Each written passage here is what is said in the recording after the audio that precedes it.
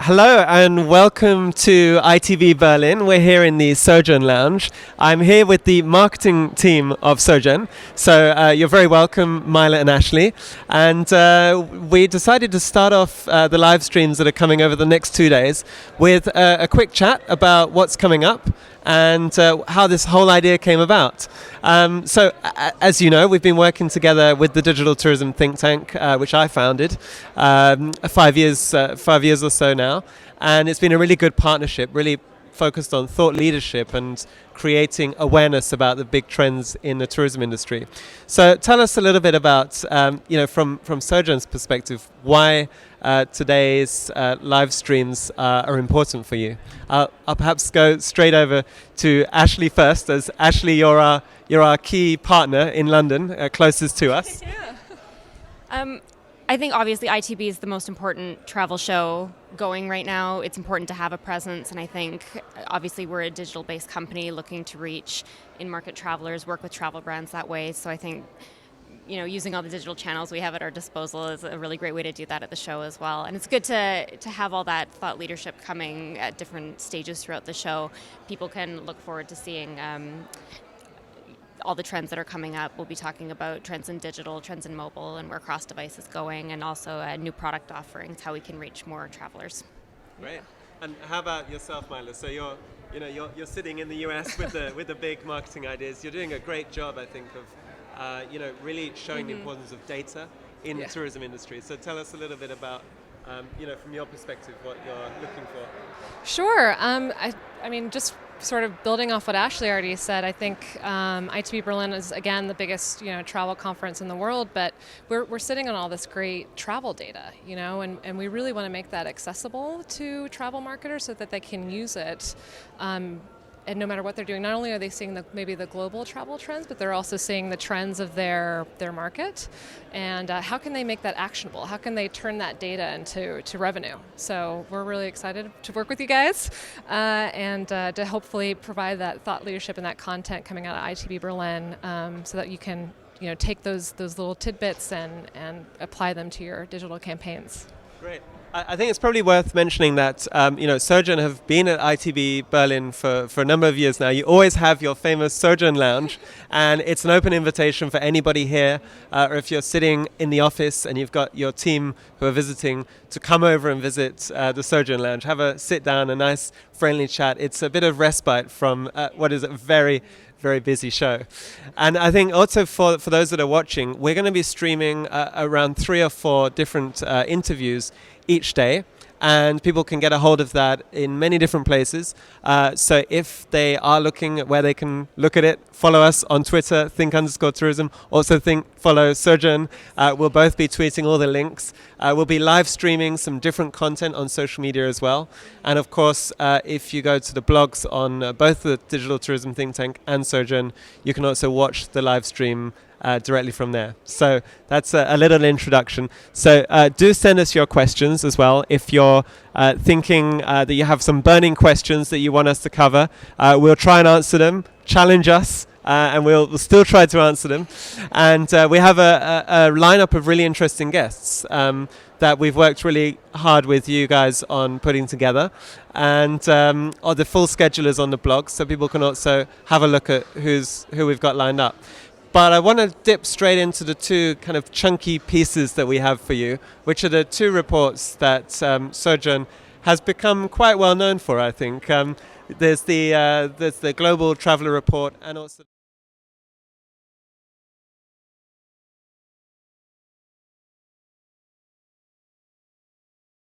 the context of these and and what you're doing with these reports.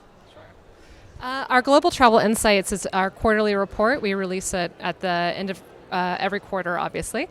And what we do is we take a quick look back at the travel trends of the past quarter. What were the top destinations? What were booking lead times? That sort of thing, trip durations.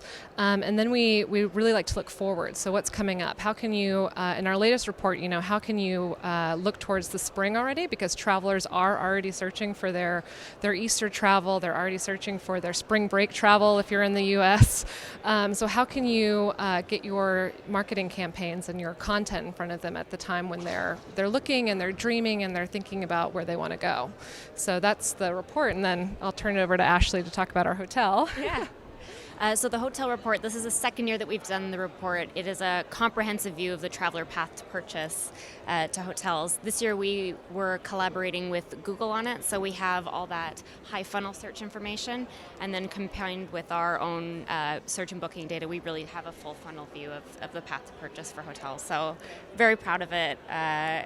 Think there's some great insights in the report.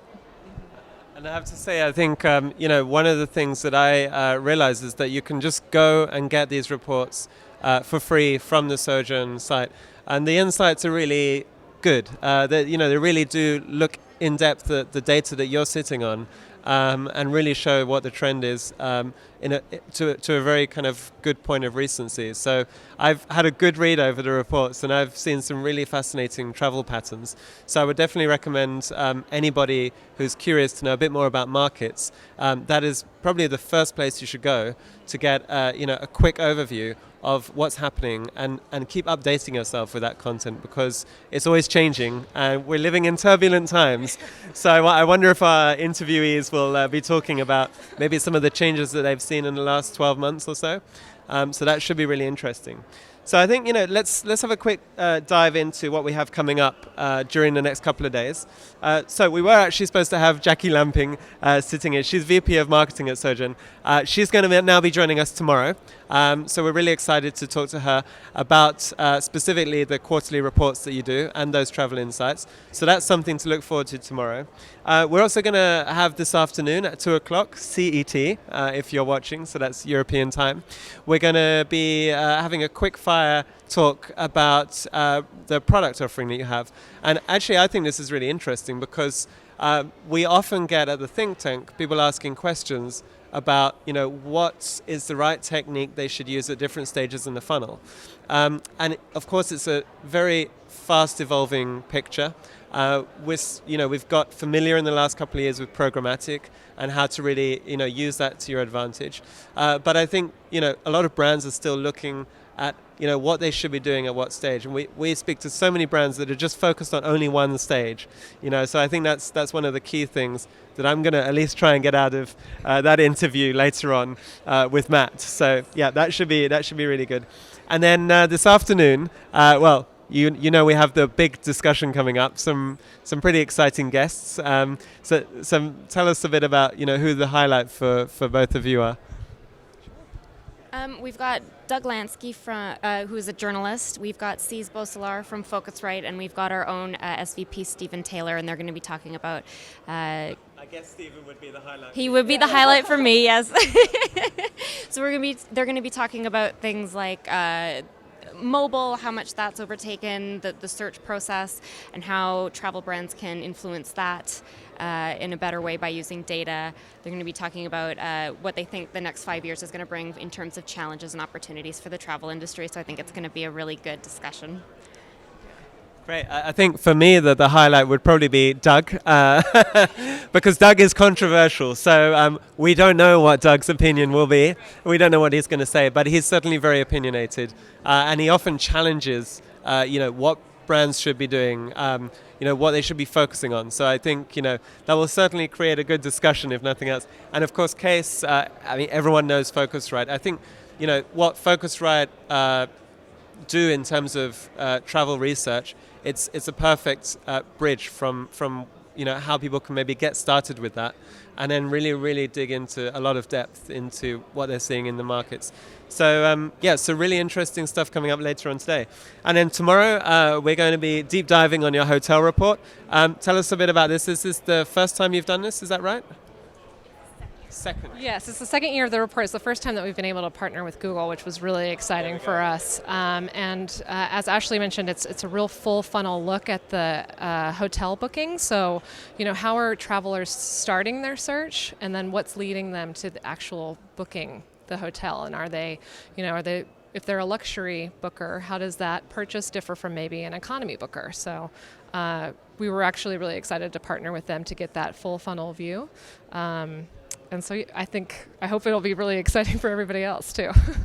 Yeah, and it's a great report, and really, actually, I have to say, I'm always loving the visual side of things. So really nicely presented as well, so people can already get that from your site.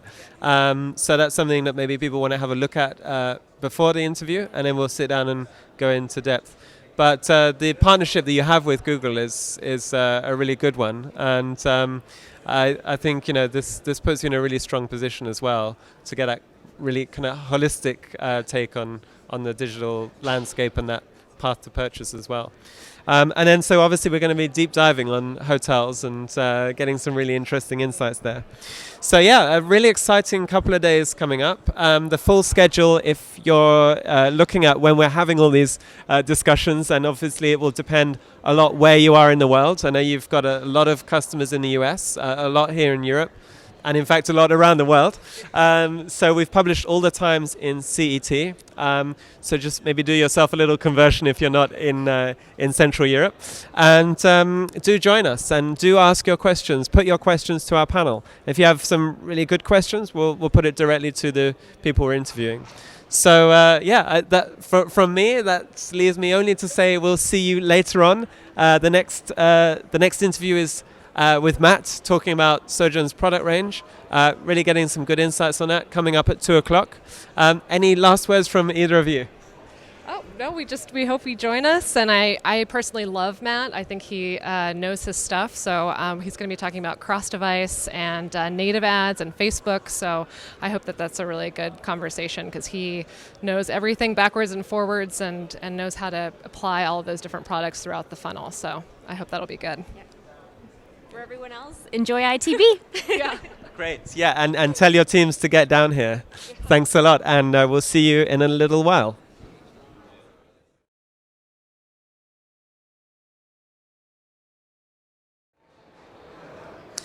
Hi there, welcome back. I'm Nick Hall from the Digital Tourism Think Tank, and we're here at the Sojourn Lounge doing live streaming from ITB Berlin. I hope you're having a great day if you're at ITB, and if you're stuck in the office, well, I hope you're going to enjoy some of the things that we have coming up for you later on today. So I'm really pleased to be joined here by Matt Harris, who's the VP of Product at Sojourn. Just tell me maybe to get started a little bit about what your job is. What do you do? Great. Thank you, Nick. So my job at Sojourn is to make sure that we build the right products, that we listen to our customers, that we understand what advertisers need and what they want in terms of reaching travelers, and also making sure that we're not building the wrong products, right? that we're focusing on doing the right things and making good investments for our company, and putting our customers first. Great.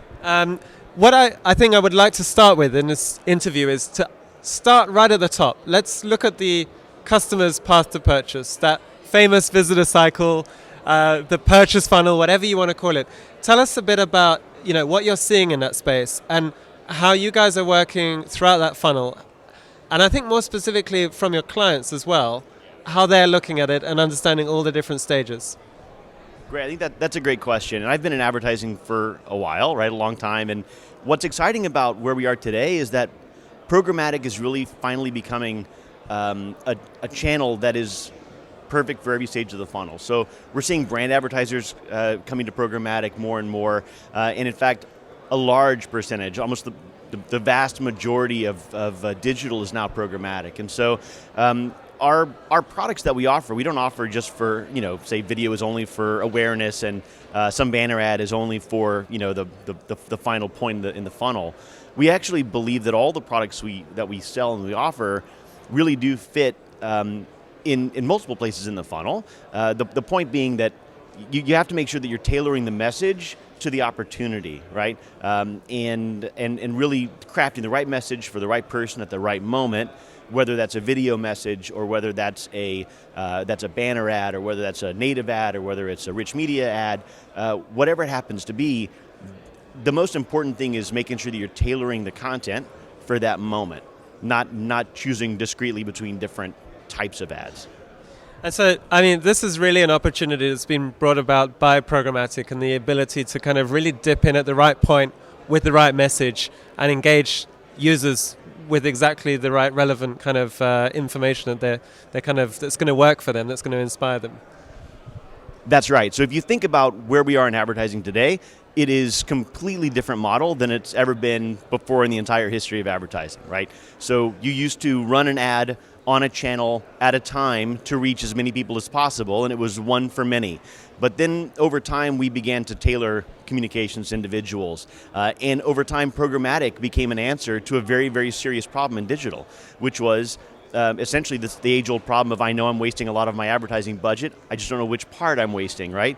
But the fact is that being able to not select a channel, but select an individual, not select necessarily a mode or a medium of delivery, but selecting an individual to reach, right? So programmatic puts the advertiser in the position of being able to select the audience to receive the right message at the right moment. So you don't have to broadcast a message for everybody, but yet you can actually tailor a message for the audience that you find, if that makes sense. And so programmatic, because of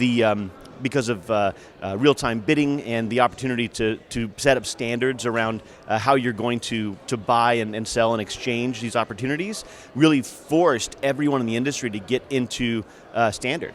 So 5 or 6 years ago, whenever I started to work in rich media, specifically in mobile, it was really difficult because you had to figure out a way to pattern an ad after every device, after every screen size, and there's 4,000 different versions of Android at the time, right? So just being able to reach people where they were took a lot of trouble and time because there were no standards. You had to actually adapt to every SDK, you had to adapt to every screen size, adapt to every OS, and that's hard work. But programmatic unlocks the entire inventory of the internet because it forces everybody to standardize. And it gives an opportunity to find that individual, and it really opens up the full breadth of what programmatic or what digital can be. Great, and I think you made a really good point there as well about that shift that we've made from shifting from the channel or the device to actually focusing on the audience, no matter which channel or device they're on. I remember myself, running ads and we'd get a quote and it would be for a run of site. And, and you just throw all of your budget into this, into one site, and then who knows where it's gone. And it would probably crash your own site as well because they spend it all at once. So I think, that sophistication has really come a really long way. We're going to dip into the omni-channel question a bit more in detail later on in this interview, because I know that one of the biggest challenges that we see, both talking with clients, but also working with a lot of industry leaders, is the ability to measure that whole omni-channel kind of environment that we're now in, a very fragmented path to purchase. But tell us maybe a little bit more about Sojourn's products before we kind of dip into the juicy detail of them all. Sure. So I would say Sojourn's products focus on making the best use of our data. We've really focused hard to make sure that we're not building commoditized ad tech in 2017. We're focusing on building differentiated things and really trying to extract the value of our greatest asset, which we believe is our access to data, and how we use that data. So we're unlocking new information from the data. We're using the data to make better predictions about performance and to optimize campaigns for our advertisers. We're also using it to unlock insights after a campaign is over with, so we can actually tell you more about the audience that we found for you. So we'll find the audience that performs, and then we'll unlock insights about who that audience was, so you can make better decisions about maybe your overarching campaigns. And obviously, in order to even be active, we have to be able to provide access to the demand channels that people want access to, and also the types of ads. So in terms of video and Facebook and native inventory, access to YouTube, we provide all of those things because that's what advertisers demand. But really, they come to us not because we have those things necessarily, but because of what we do with data.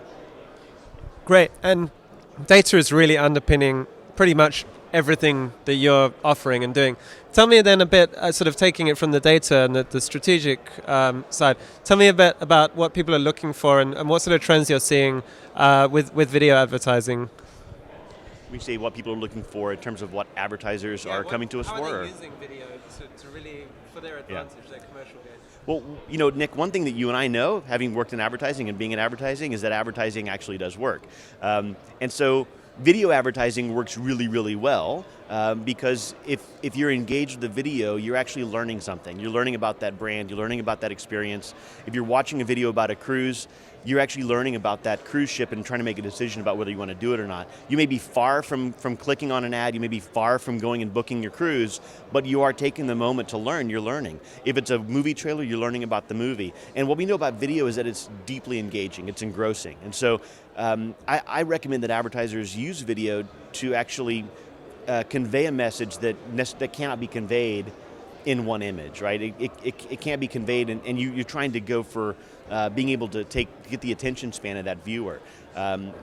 There are different times where you want a short burst video, 5 or 6 second video, just to be able to get basic information out, or whenever you're trying to get someone to convert on something, and you want to make sure that they're remembered to go back and book that cruise or book that flight. Other times you're trying to reach somebody who's maybe already done something, maybe they're a loyal customer, but you're trying to teach them about something else you have. So if you're trying to instruct or educate a customer, you'll need more than 6 seconds. You might need more than 15 seconds. It might be a 30-second unit you're looking for at that moment. So I just encourage people to use video for what it makes sense to use it for. Consumers are tuned to pay attention to video more than anything else, and so I think that makes sense for advertisers to exploit it.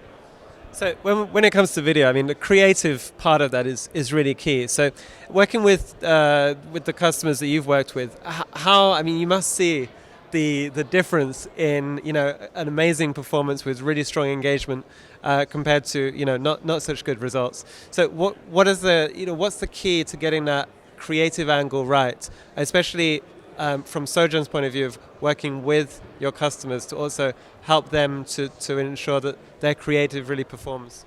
I think that's a great question. What we've seen the most of, and what you would guess we would see and probably know empirically, is that most advertisers just take their TV ads and move them over to YouTube, or they put them on digital. And that's fine. And it makes logical sense, because those videos are made and you want to show them somewhere, you want to extend the life of this investment you've made in this creative asset.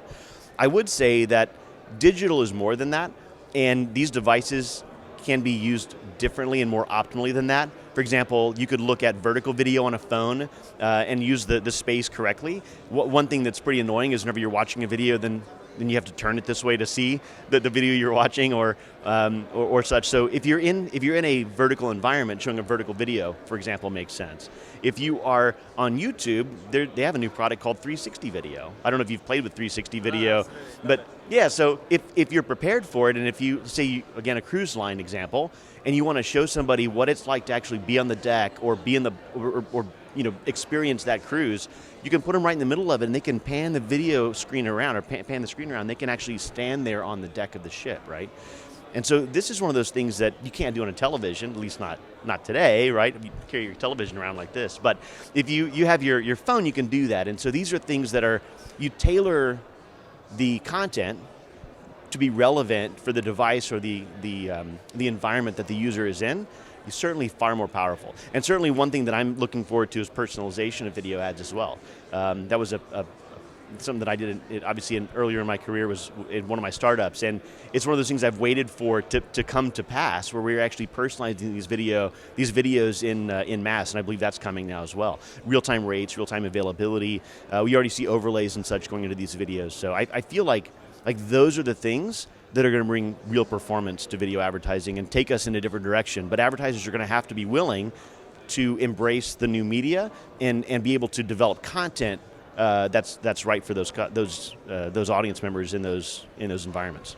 So I guess as VP of product, it's a pretty exciting development, which is still constantly changing, and we see different channels offering different opportunities.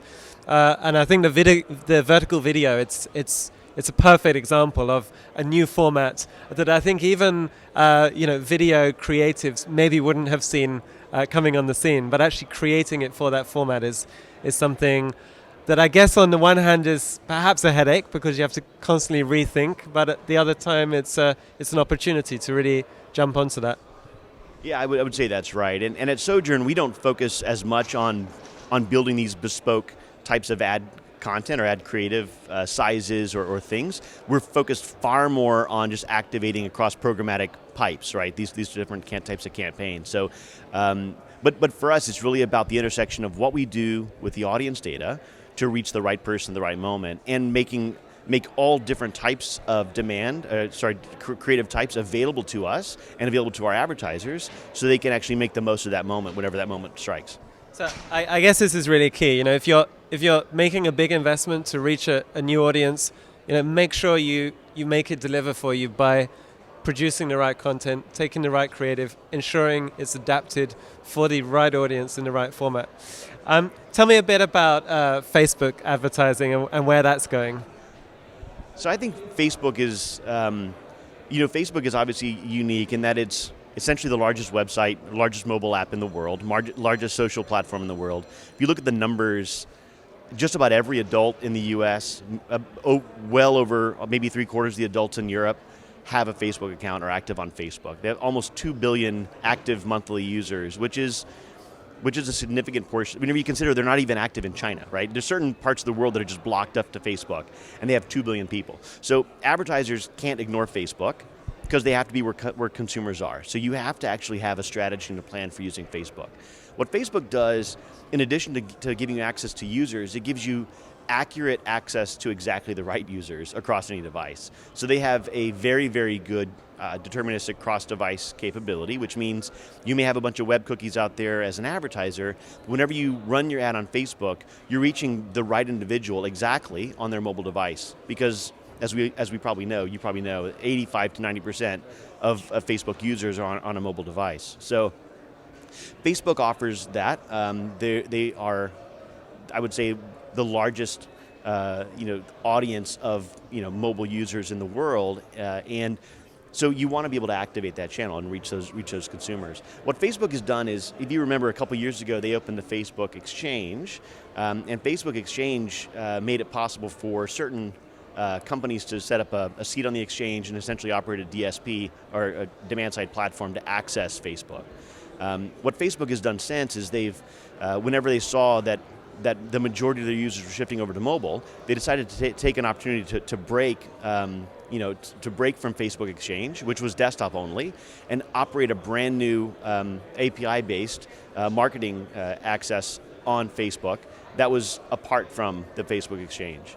So what they've done is maybe a year and a half or 2 years ago, they released Dynamic Product Ads, which was an e-commerce product that gave e-commerce retail websites the ability to upload their product catalog, upload a bunch of different creative instructions, right, in terms of ad templates and such, and then create campaigns that would reach users based upon what they looked at last, or what they engaged with on their website. So if you were shopping for a water heater at Home Depot and then you go to Facebook, you could see a water heater ad, right?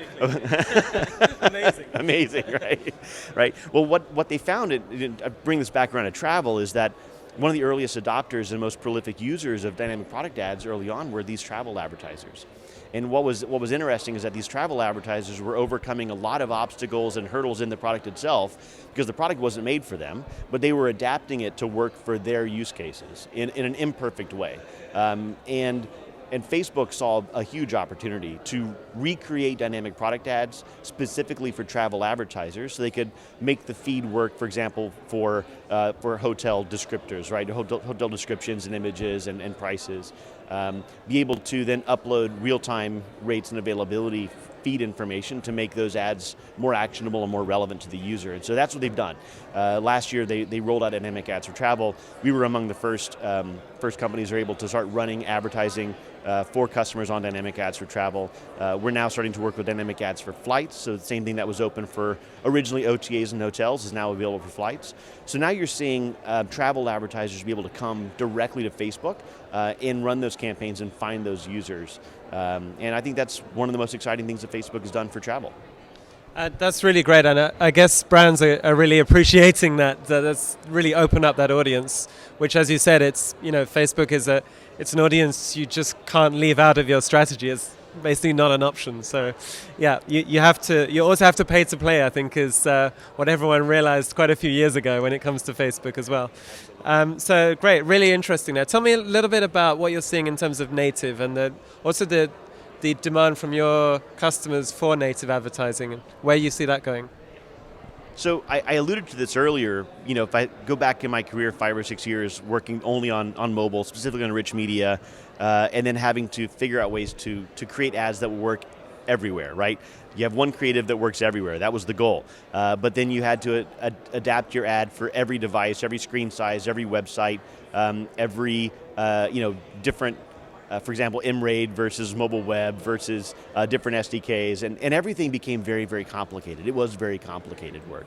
And that sort of describes this problem with digital advertising, I'll just call it that, where advertisers have had in their mind that they have to design a pixel-perfect ad, and that ad has to look exactly right on every screen. And so that means they have to redesign it for every screen they want to run it on. Native essentially comes from the perspective that programmatic is in place. These standards are here for a reason, and if you want to run one ad and make it work everywhere, what you really have to do is you have to upload elements of an ad or provide elements of an ad creative, and then allow the ad to essentially be built in real time at runtime, inherit design properties from the website or the app that it's in, and make that ad beautiful. So I think the paradox is that beautiful ads weren't really possible whenever advertisers were trying to design them and make them perfect, but beautiful ads became possible whenever they let go and allowed the ad itself to inherit certain design properties from the environment that it's in.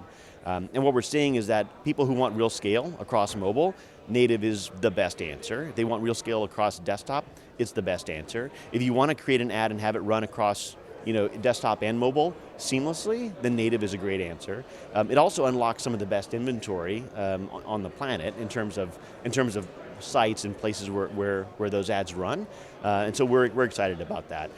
We were among the very first alpha advertisers who were bringing programmatic native to the market through DoubleClick, which we launched last year, and so some of the advertisers that we saw used that platform to begin with as part of the alpha program saw amazing results in running those campaigns in terms of click-through rates, in terms of performance, and so it was a big win for those folks. We saw, and I think native works for virtually every vertical and every type of advertiser, as long as you think about what you want to service to that audience. So again, putting more expectation on the creative team to come in to this space and also perform and see the content really live seamlessly within those channels, adapted in the right way for those channels. So I guess you've spoken a lot about mobile, a lot about social, a lot about all the different formats. The big question that comes up at time and time again is about omni-channel, and how do we measure the results of what we're doing across multiple devices, multiple channels, multiple formats. A lot of marketeers just find this the biggest headache that they're having to deal with, and I just keep getting this question coming back to me. Right. So I guess it's something that you have to think about. Yeah. So tell me a bit your perspective on that. Of course. I'd say the most important thing to do is to realize that last click attribution model is old. It's not. It doesn't really reflect reality today in terms of what we believe is actually right. What we believe, what we see on our side, users doing.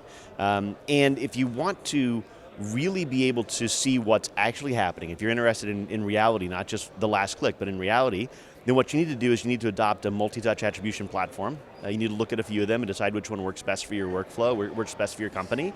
And then really look at the results and the things that you're seeing there. You look at the different channels and how they're performing and see the interplay between the different ones. You start to begin to see how you might attribute the performance of an ad differently across your partners. You might be able to say, that view actually drove 60% of what happened, and I never saw that before. And so things like that become important to be able to unlock. And so I just encourage people to let go of what you trust up to this point and to think about the new world we're living in and realize that the things, kind of like native, right? If you try to control everything according and make the world fit your paradigm, it isn't going to be reality. It's just going to be the world that you've made. And to me, I believe that you have to really embrace these new channels, embrace the new way of doing things, embrace attribution methods you hadn't considered before in order to understand what's really happening and then be able to optimize for that. And of course, that's what Sojourn is here for. We've built our business around not only understanding what's happening in terms of searches, in terms of conversions, but also activating that and helping to optimize your campaign as best we possibly can across multiple channels. And so that's what we're interested in doing, and we believe we're best suited to do that with advertisers who are ready to step into the world of multi-touch and to think more broadly about attribution. Great. So when it comes to attribution, ditch everything that you've done in the past, forget last click attribution, and look at the whole space again and measure the complexity of it and what's what elements are working in different ways for you as a brand. And frankly, I say that and I believe that, but I also know that it's hard. I also know that that's not where people are today necessarily, and that's okay. If you're not ready to embrace it, if you're not ready to take that step, it's not the end of the world. But I do believe that over time, this world is going to force you to think about things differently, and I encourage you to at least start testing in that new world and start understanding what's really happening. Great. So you've shared some brilliant insights. I'm guessing that a lot of people are going to maybe have some questions for you or want to reach out to you. So just tell us maybe first of all, Twitter handle. What's the best way to get in touch with you? So my mom only named me Matt with one T. So my Twitter handle is @Matt with one T, @Matt Harris. M-A-T Harris is my Twitter. So you'll find a lot of political rants and some barbecue stuff, but I'm also happy to talk about travel. She must have been thinking about your Twitter handle all those years ago. And there was me thinking it was a typo. Matt, it's been a real pleasure talking with you. I've certainly got a much better understanding of what's happening in this space right now. I think you're going to be kept pretty busy with all these developments. And I look forward to joining you again in the future and seeing how, especially that omni-channel discussion, how that's evolved. I think it would be fascinating to look at some best practices on attribution modeling from different brands and how they've approached that. So maybe that's something we can talk about next time. Thanks a lot for joining us in the Sojourn Lounge. It's nice to meet you, Nick, and thanks for the opportunity. Great, thanks a lot. Well, we'll be back later, so do check the blog if you're curious about what else we have coming up at ITB Berlin. But for now, it's just time to say thank you to Matt, thank you to Sojourn, and we'll be back later on.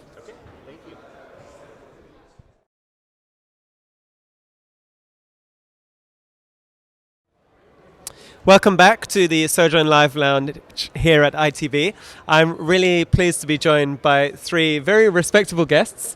Each I know personally and think you do amazing work. You have a lot of experience to your names. So starting over here we have Stephen Taylor, Senior Vice President of Sojourn. And of course you've been providing us with this space and lounge throughout the whole event. So thanks very much for that. This is the last session of today, but we'll be back again tomorrow. I've got Kees Bosselaar, who's heading up business development at Focusrite. Obviously Focusrite, very respectable research and consulting business. You work with all the major players in the travel industry, so you certainly have a good idea of what's going on.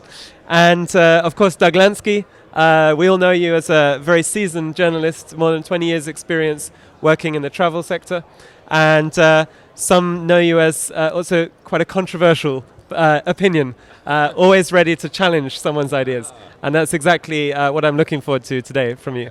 Also got a lot of opinions on destination marketing, more specifically.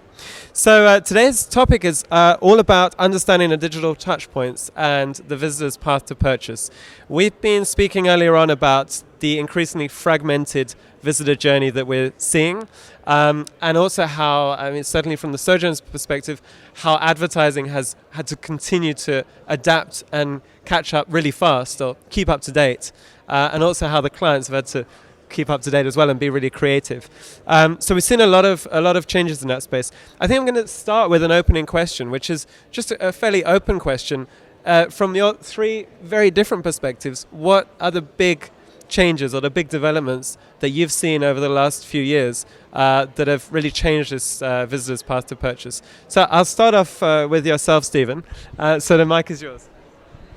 Thank you. I mean, it is a very open question, as you say, and there could be so many we could put out. I think two obvious things that have shifted so much. First is obviously the shift to mobile, the sort of need to understand cross-device. I was just presenting earlier this morning a case study around a path to purchase for a very large client we have in the US, and you could just see the multiplicity of mobile search after mobile search after mobile search, comparing, contrasting prices, going to 20 different websites, and then 2 days later, straight onto the desktop, spent $5,000 on the client. Unless you can make that link, you have no clue that the one was related to the other. And I think that has been a massive, it's a challenge for everybody. And I think linked to that is the social dynamic as well, that you've got social media, but then Facebook becoming a major advertiser platform in its own right, and yet there's yet another touch point, another place consumers are going to find information, another place now that they can actually interact with the company and actually link directly into a booking. If you're an average hotel or an average airline, trying to make sense of that and understand how those points connect is, I think, phenomenally challenging. So, Case, from your point of view, you do a huge amount of research as a business, and you look at everything from consumer trends to technology and the sort of changes you're seeing there. So tell us how it looks from Focusrite's perspective. Yeah, so we're looking at many new technologies in the past 10 years, and we've all been talking about things like beacons, chatbots, wearable technology. At the end of the day, everything at this moment is still mobile. That's where still the action is. That's where there's consumer acceptance. People are all using it. When it comes to, for example, search, travel search, about 40-45% of people are actually using the mobile device for search. However, when it comes to the actual booking, that is still relatively low. In Europe, in 2016, about 20% of all online bookings was done on mobile. 20% of 50% basically. So mobile plays the most important role, I would say. Although I gladly talk about the other technologies. But especially in the search and the shop phase, not so much yet at the actual booking phase. Is that something you think is going to change dramatically, or is it plateauing? Yeah, we think that by 2020 in Europe, about 35% of online bookings will be done with mobile devices. Okay, quite interesting. I'm going to come back to you on some of the really juicy stuff like the chatbots, because that's really that's where all the excitement happens, right? But before coming back to those topics, tell me, Doug, I guess also from looking at destinations, what's the big thing that is disrupting and impacting the destination's point of view when it comes to the overall path to purchase? Okay, so you don't want me to answer the same question that sort of, but from a... I promised you it's controversial. So. Right. No. So I could say this, that most marketers, it doesn't matter what sector or category they're in, they want to play in the arena where the people are hanging out. So if people are at a playground, they want to be not just playing there, but they want to be perceived in a positive way. They want to be more like the ice cream man who shows up and have the kids gather around rather than the stalker sitting on the bench. They want to figure out some way to hang out in the arena and seem appealing to people. Now, it's not always quite possible to do that. I think there's some places where you can jump in with advertising and affect with search results and this and that are extremely effective. There's other things that I think it's sort of backfired. I think when a lot of destinations have tried to jump into social media, and social media is really an extension of standing around the water cooler. Hey, I like this, you like that. And it's almost like talking about sending grandma a package with your sister or your friend, and then someone goes, did I hear you say send a package? We're with UPS. We can send it there fast. And you're like, what are you doing here? Sometimes they stick their nose into places where you don't want, and we still try to figure out what's too private. With these devices that we have in our pocket, we're learning to accept ads in certain places, and some other things we're not quite there yet on social media. When you got a message from your mom, and then right after that you got a message from someone selling you something because they saw you put something up for your mom, and you're like, that's creepy. So we kind of tread carefully in that arena in some of these new things. I just saw something that had happened just down the hall from here, about 50 yards. They're talking about new ways for hotels to unlock their doors. And one of the ones that they're talking about now is something with using a beacon. So you pre-check in, but then you don't get your key until you walk into the lobby, and a beacon sets off your app, which it doesn't have to be open. That gives you the key. Well, that's kind of cool, but people might not feel sure about showing up to the hotel without their key. Wouldn't people maybe feel better knowing that the key is in their phone before they got there versus hoping it'll magically appear there as they step in the lobby? That's some of the stuff we're going to have to wait and see how this technology unfolds and what people are actually comfortable with. That's a really interesting perspective, actually, and I think you certainly threw something interesting into the mix there.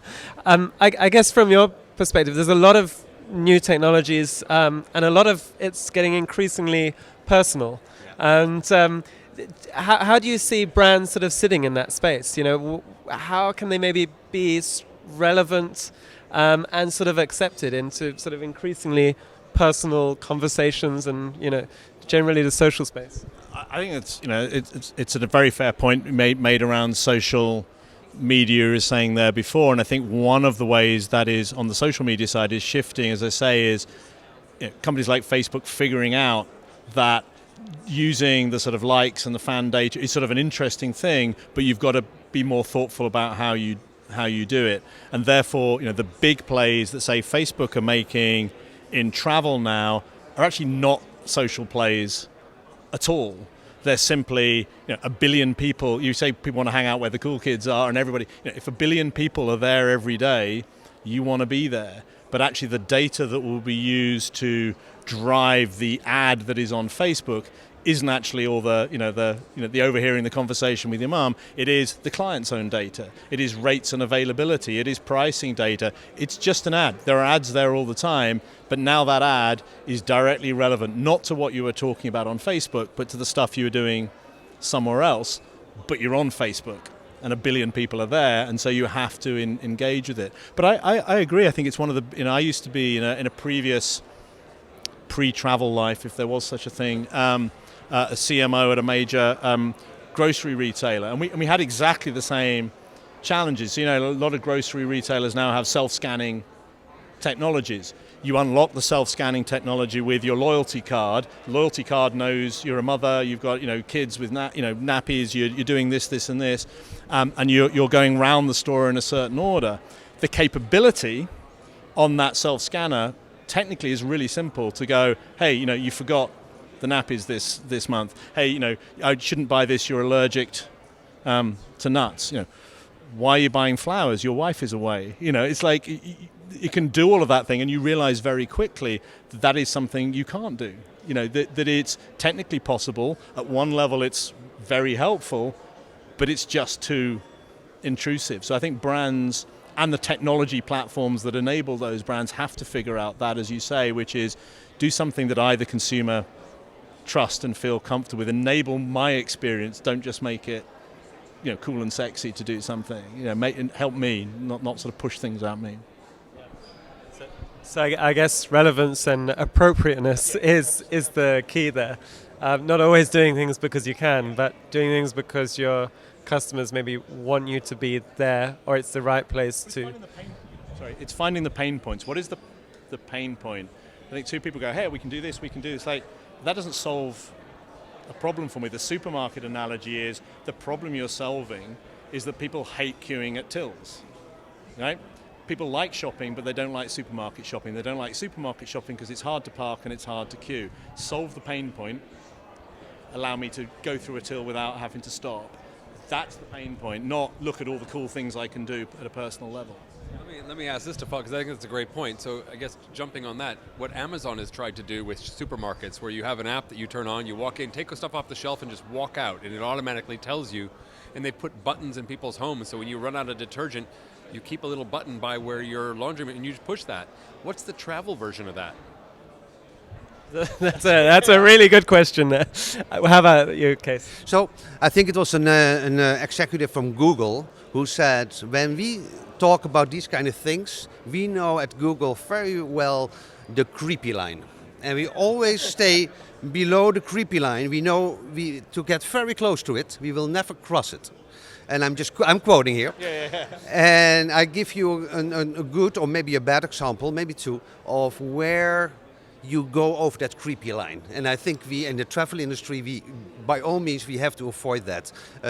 During one of our conferences, we were experimenting with beacons, and our conference had a certain app that you could download at home.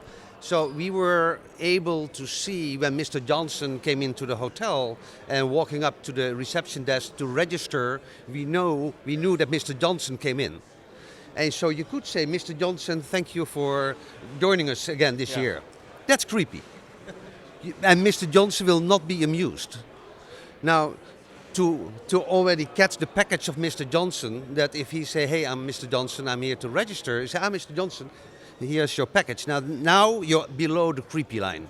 Another example, if you allow me to, was KLM Royal Dutch Airlines, where before checking into a flight, you could actually via an app giving you a profile and allow others to see your profile.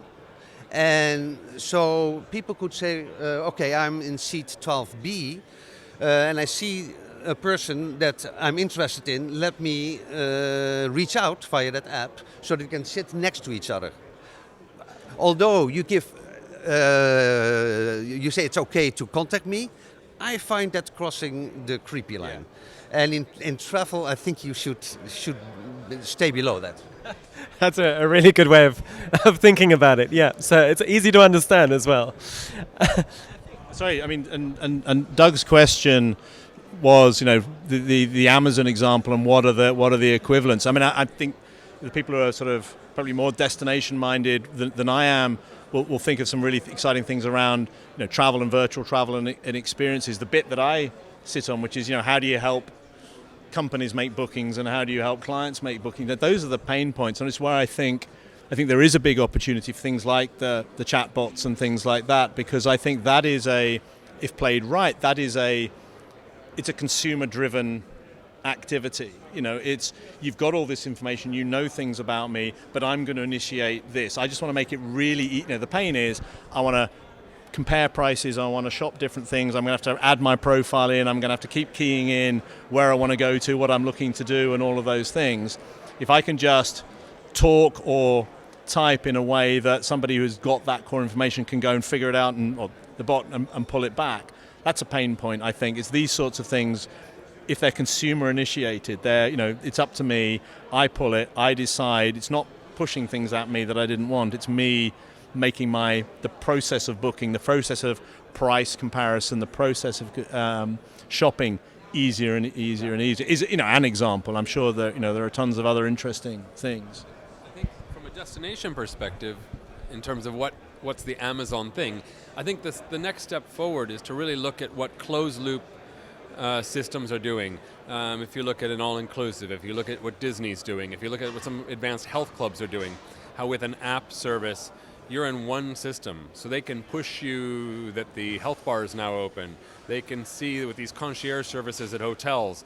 All those kind of things are theoretically possible on an entire destination level. What requires one of two things. Either a DMO has to get everyone on board on the same platform system, or they have to integrate everybody, and with all their 20,000 different concepts coming on board. And obviously it's going to be a lot smoother if they get everyone on one or two or three basic platforms that can all seamlessly integrate.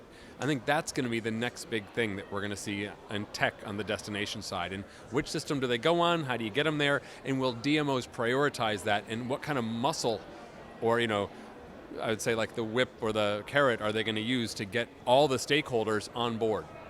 That's a very interesting concept to think about. What do you both see as the next big trend that's going to really change things? I mean, we've understood the impact of mobile, and I guess it's still the driving force behind a lot of changes. But what's the next big thing which is really going to prove disruptive? Well, let me first start by saying we have learned our lesson, and we mean the travel industry, not necessarily Focusrite only, because in 2005 we announced this is going to be the year of mobile. Yes. It's going to happen this year. In 2006 we said, well, that we might have been wrong, but this is the year of mobile. And it lasted till 2008 when the first iPhone came out, that mobile actually started to happen. A lot of people are talking about 2017 is the year of the chatbot. Not the year of mobile. It continues the year of mobile. I think everybody agrees on that. But they call this the year of the chatbot. And I think a lot of progress will be made in that area. I doubt if we look at the stage of technology and how it works, how it functions, what you get out of it, and if it's 100% great. No, it's not. I doubt if that will happen in 2017. I think chatbots might be a thing of the future. I think not in 2017, although a lot of progress will be made. But let's look at 2018, 19, and 20. An interesting space. And I guess what's interesting to think about with chatbots is the many different applications. From your perspective, Stephen, where do you see the opportunity for Sojourn and Sojourn's clients with chatbots? Yeah, I think with chatbots, as I touched on, I think it's going to be, for us, that the slice of the bit that we see is that customer engagement. How do you link? The common challenge is a given single client, even the most famous tourist attractions on the planet, even the biggest hotel on the planet, see a fraction of a fraction of a fraction of the travel sort of data ecosystem that's going on. They know a lot of deep things about people who are loyalty card holders. They can know a lot of interesting things at a superficial level about somebody on their site at the moment. But actually, as we all know, given how fragmented the way we search is, the way we compare, the way we contrast, that is just a tiny fraction of actually what is going on. So actually, they're sort of still, unless you connect what you know in detail to the bigger world of everything else that's going on, you're just sort of, I was going to use an inappropriate expression there, but you're going to get snuffed out fairly quickly because you cannot connect everybody. You've got a loyalty card holder, but they're going to shop with your competitors. You've got an OTA saying everyone starts on an OTA. They do, but they look at 4 OTAs, and they're all owned by the same people now.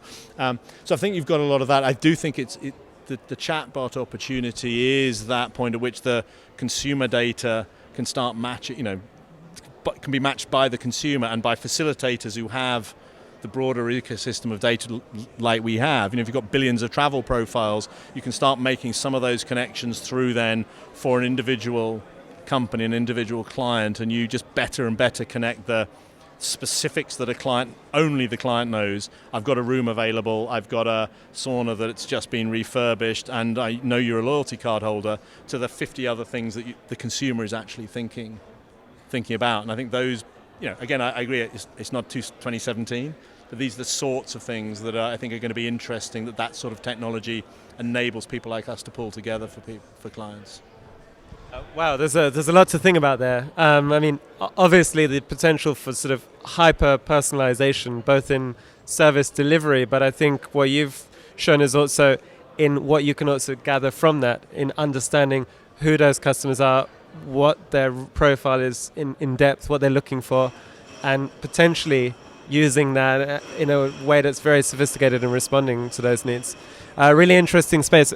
And I guess bringing the same topic to you, Doug, what do you see as the biggest kind of disruptive thing that's taking place right now? Okay, I think the biggest thing that this whole convention needs to get their head around is kind of like, if you remember Al Gore's Inconvenient Truth with the global warming, when he put it on everyone's plate front and center.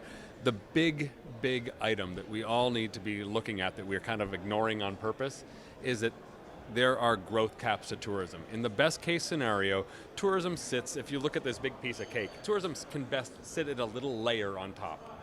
Anything more than that, and it's Disney. If you look at Disney World, Magic Kingdom, on an average day, it's like 6.6 visitors per employee. You could say visitors per local. There are a number of cities around the world. If you take that same chunk of space in the city center, it is double what Disney World is on an average day in terms of visitors to locals. It's overboard. And these destinations have been screaming out. If you look at Skift articles, at T-News articles, they've been screaming out, we can't continue like this. There's locals protesting in the streets from Barcelona, Berlin, not just Airbnb, but cruise ships. You start to see the writing on the wall. And again, even Lombard Street in California, they're saying, we're putting limits on this street and how many people can drive up and down this. And in Dubrovnik, limits in the city center. This is happening. This is like the icebergs melting in tourism, because instead of what happens at every year at every conference, they're like, we're going to grow at 6% next year, and everyone goes, woohoo! Someone's got to raise their hand and do the emperor's new clothes moment and say, wait a second, can we actually grow at 6%? Do we have capacity? Just because I ate a bowl of cornflakes yesterday and I can eat 2 bowls today doesn't mean I can eat 4 bowls tomorrow. There isn't that capacity. And that's that kind of finite level of growth. I'm not saying they cannot grow, but the rate they can't grow is not infinite, and they need to wake up to that. And so, taking that big question on its head, what's the alternative? Right. So, okay, we're going to hit this level. You draw the line. Have a hard ceiling on that level. Whatever the breaking point is. In some cities, it's the number of hotel rooms. Others might be tour bus parking spots. In others, it might be the flights coming in. Whatever that bottleneck is, and you say, okay, whatever, stop there. And now we're going to spread out the traffic throughout the year. It's like at a restaurant. You call and say, you can't get in tonight. You can get in 3 Saturdays. And go, okay, I'll take that booking. So you spread it out throughout the year. You increase the visitor spend by getting more data and information about these people and helping them increase their visitor spend. And then you work on the visitor experience. You have that quality so the word of mouth spreads and they want to come back and spread out throughout the year. That's going to be the name of the game in the future, I think. So really rethinking the product, the whole offer, actually.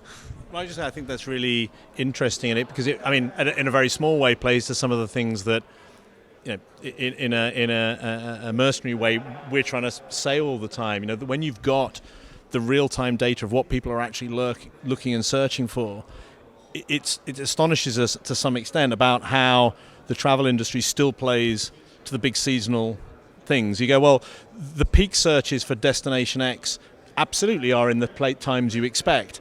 But the peak, the sort of the 25% below peak is all the way through the year. People are interested in doing these things and going to other places, in traveling at different times.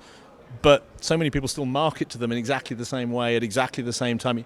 Let me spend my money when everybody else is spending my money to get the same people and fight over them for my destination at the peak season, rather than, well, actually people are traveling more and more out of season. They are looking at different things. They're always interested in traveling opportunities. Most of us with any degree of affluence can sort of go anywhere at any time of the year, and help us do that. Show us they're doing it.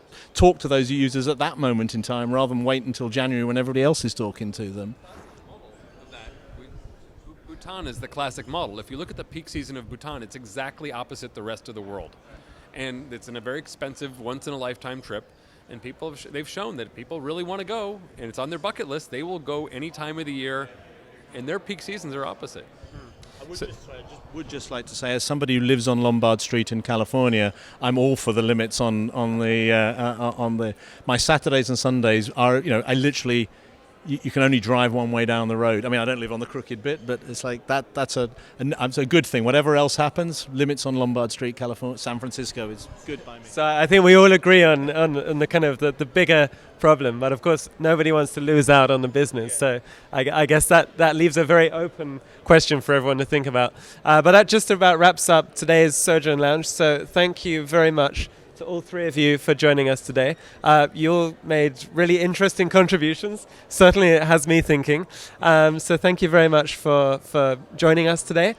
Join us back tomorrow, where we'll have quite a lot more really interesting discussions with Sojourn and their team, and also a number of guests that we're hearing different perspectives on. So I hope you've enjoyed today's interviews. Thank you especially to Stephen for hosting us here, but also thank you to Case, and thank you to Doug for your time. Thanks a lot.